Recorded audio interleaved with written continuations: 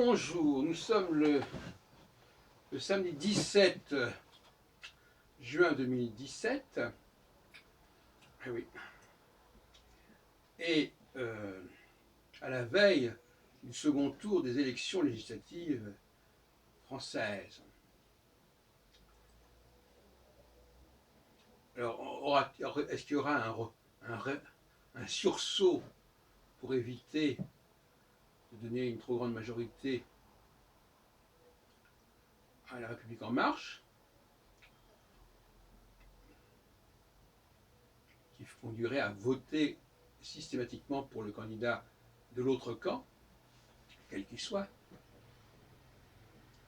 ou bien va-t-on se trouver devant des personnes qui sont un petit peu indifférentes et qui finalement ont l'impression que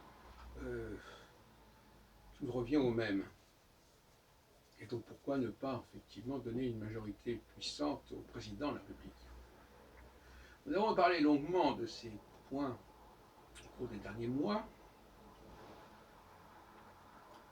et j'avais notamment souligné le fait que nous sommes devant une cohabitation de fait. Quand on dit qu'il n'y aura pas de cohabitation, c'est une façon de parler, c'est une cohabitation d'un nouveau genre. Mais ça s'est produit dans le passé.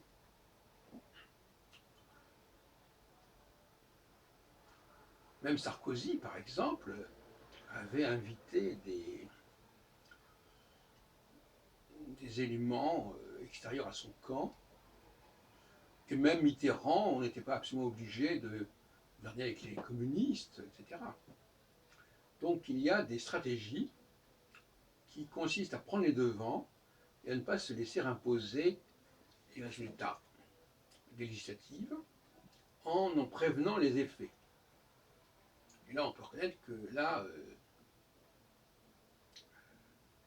quelle différence y a-t-il véritablement entre une victoire de la droite qui aurait amené un Premier ministre de droite et ce qui se passe actuellement? Et s'il y a des gens de gauche dans le gouvernement Macron, Philippe Macron, on peut se demander pourquoi ils cohabitent de cette façon entre eux.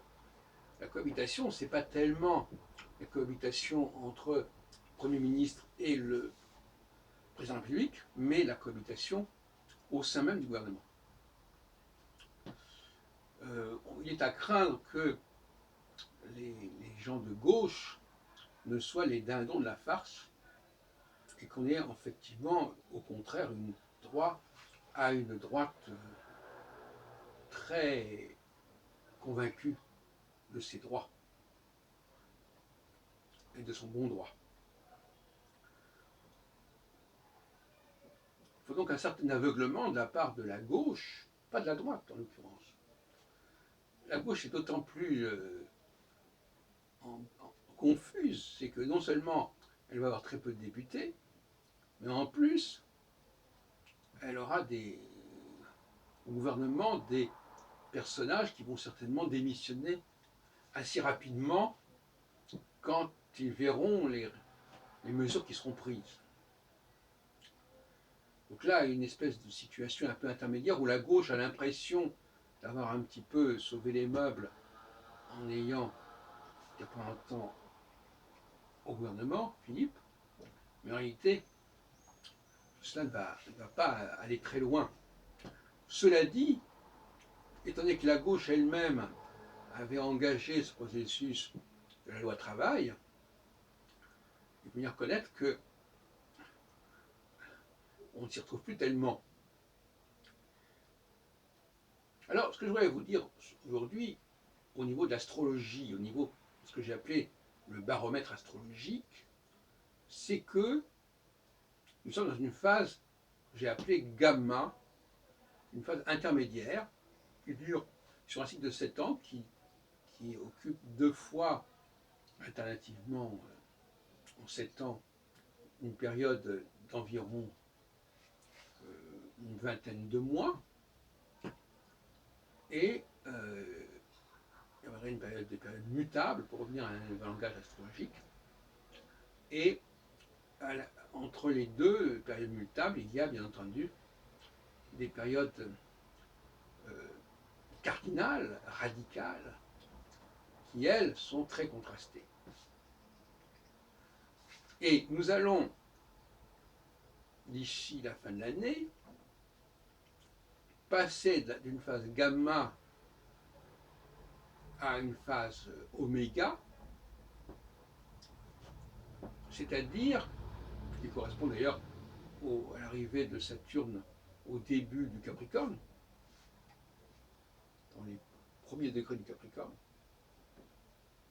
Enfin, je dis ça sur un plan purement astronomique, je ne tire aucune conclusion au plan de la signification du Capricorne.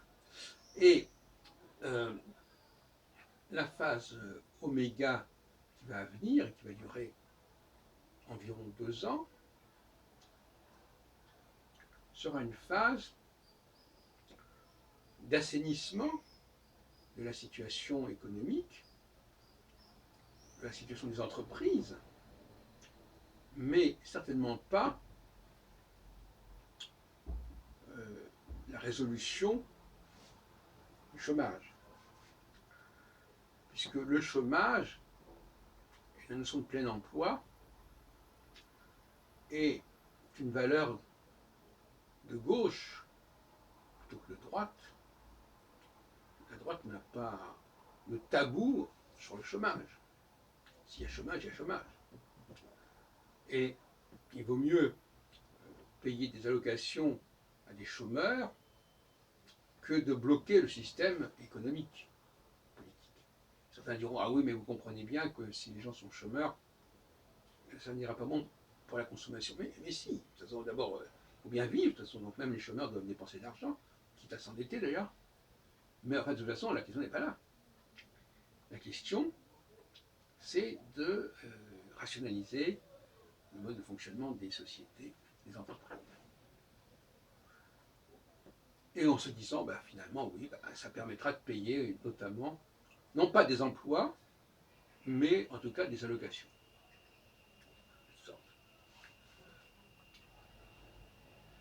Les emplois étant, en quelque sorte, des allocations, on ne va pas l'oublier. Notamment dans les pays de l'Est, les communistes, les gens étaient payés pour faire on ne sait pas très bien quoi, souvent. Donc là, des métiers fictifs, des postes fictifs, on peut se demander s'il vaut mieux pas tout simplement mettre les gens au chômage que les faire travailler de manière artificielle. Alors, donc, quand on regarde les éphémérides, on s'aperçoit que si la période actuelle reste une période gamma, c'est-à-dire, je récapitule un peu les concepts ici, du baromètre astrologique, à savoir que 11 degrés environ après la conjonction de Saturne avec Antares à 9 degrés du Sagittaire, on arrive à 20 degrés du Sagittaire. Et là, on entre dans la phase gamma. La phase gamma elle-même dure 20 degrés environ. Donc, on arrive à peu près à 11 degrés plus 20 degrés. Ça fait 30 degrés, donc ça fait bien le début du Capricorne. Comme ça pourrait faire aussi le début du Cancer ou de la Balance ou du Bélier, si nous avions à faire un autre passage de Saturne sur l'une des 4 étoiles fixes royales, qui sont la base de notre baromètre astrologique. On ne viendra pas là-dessus. Donc, cette phase gamma actuellement, elle est en train de se terminer. Si je regarde les éphémérides, excusez de l'état, j'ai sous la main un état qui n'est pas très beau, enfin, là c'est nous que ça marche, que ça sert. De toute façon, je sais ce qu'il en est, mais si on regarde les éphémérides, nous sommes en septembre 2017, et bien, dès le mois de décembre 2017, nous avons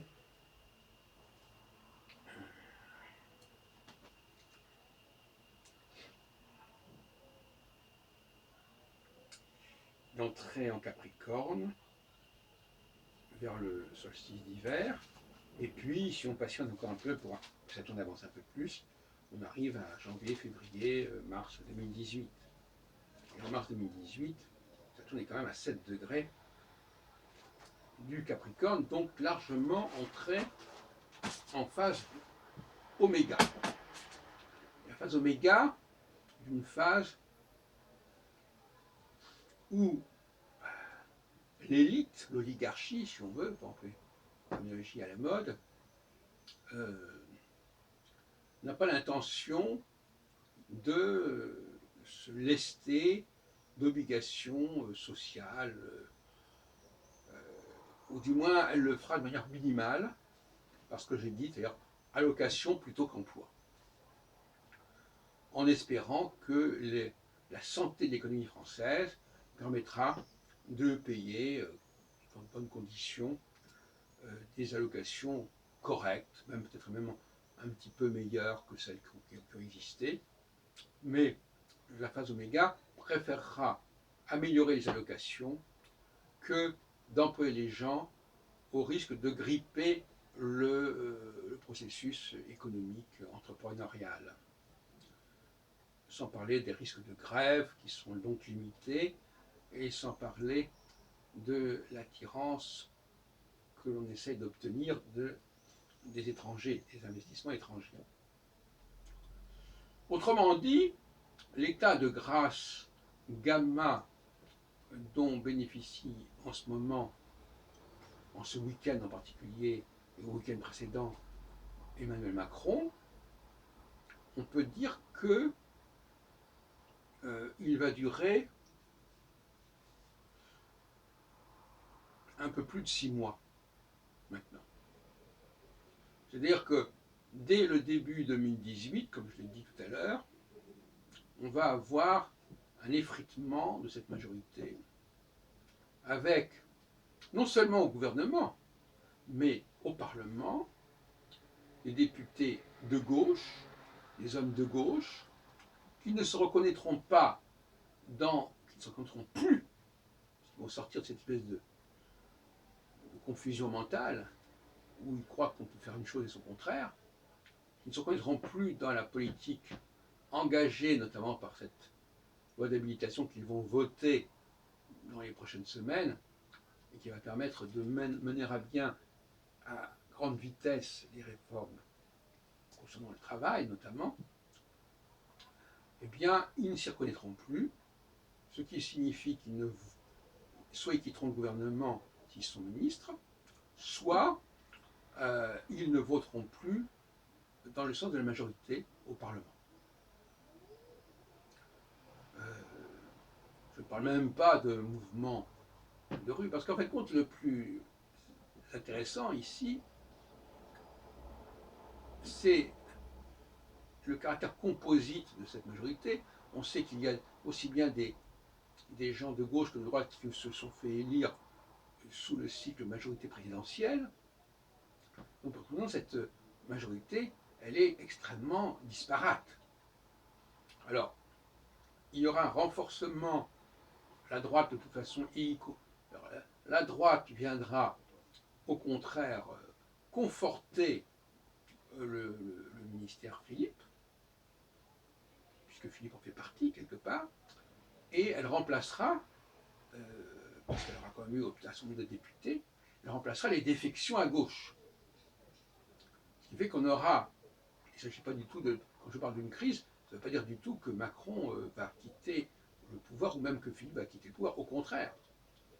Mais ils n'auront pas la même assise. Et là, on arrivera véritablement à une cohabitation entre Macron et la droite, ce qui correspond tout à fait à la logique des choses. C'est curieux pour un ministre qui est issu du Parti socialiste, enfin qui est issu du gouvernement socialiste, mais c'est comme ça. Voilà donc comment je prévois les choses. Un ralliement des Républicains au gouvernement Philippe partir du début 2018, un départ des socialistes et autres, à la fois du gouvernement et de la majorité présidentielle, ce qui fait que Macron pourra gouverner avec une alliance qui englobera probablement les Républicains et probablement aussi le MoDem, pourquoi pas. Et il y aura donc un changement dans l'articulation de la majorité présidentielle au Parlement. Et probablement aussi un changement dans la composition du gouvernement qui pourra conduire pendant les 2 prochaines années une politique de droite qui sera d'ailleurs assez bien acceptée. Parce que, si vous voulez, ce que je voudrais vous faire comprendre, c'est que, même si j'ai pu parler de parti de droite, parti de gauche, en réalité, on sait très bien qu'un même dirigeant politique peut très bien faire alterner une politique de droite et de gauche, et même qu'une même majorité, on l'a vu sous Hollande, peut très bien, ou même sous Mitterrand, dans son premier mandat, peut très bien faire alterner des politiques de droite et de gauche tout en gardant les mêmes personnages au pouvoir. Est-ce que vous comprenez par là que ce que je veux dire, c'est que l'alternance, ce n'est pas tellement l'alternance des personnes, l'alternance des programmes. Cela dit, il y a des pesanteurs sociologiques qui font que les gens de gauche, même s'ils sont attirés par certains côtés par une politique qui est de droite à un moment donné, constitue quand même une famille différente de la droite, qui a une histoire différente, et par conséquent, qui va se situer dans une alternance à venir. À ce propos, quand on sortira de la phase oméga, on entrera dans une nouvelle phase gamma, qui elle-même laissera la place à une phase alpha. Et cette nouvelle phase alpha, si tout se passe bien, permettra enfin de mener une politique d'emploi importante. Puisque la phase alpha est une phase de consommation, d'endettement, où la question de l'orthodoxie financière devient assez secondaire.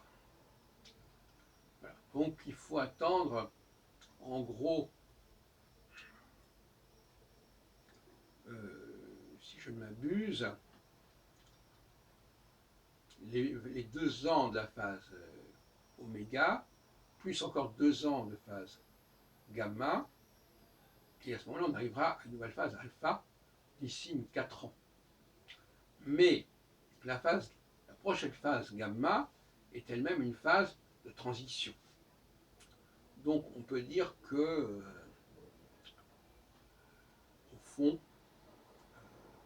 c'est peut-être le nouveau mandat qui sera le nouveau mandat du quinquennat dans 5 ans, en 2022, qui verront le retour, sinon d'une nouvelle équipe de gauche, du moins d'un programme beaucoup plus à gauche que celui que nous connaissons en ce moment.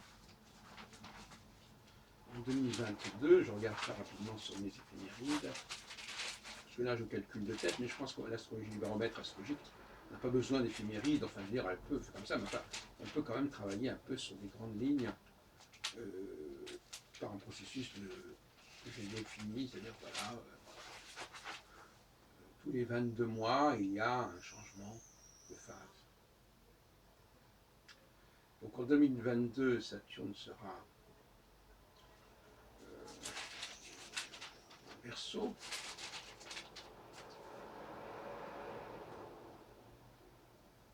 Et on sera effectivement à l'approche d'une phase alpha qui se produira avec Faux-Malo à 0 Poisson et qui commencera vers le 20 degrés Verseau. avec le 20 degrés Verseau, nous entrons dans une phase alpha beaucoup plus favorable aux idées de gauche. Voilà, eh bien, qui vivra verra.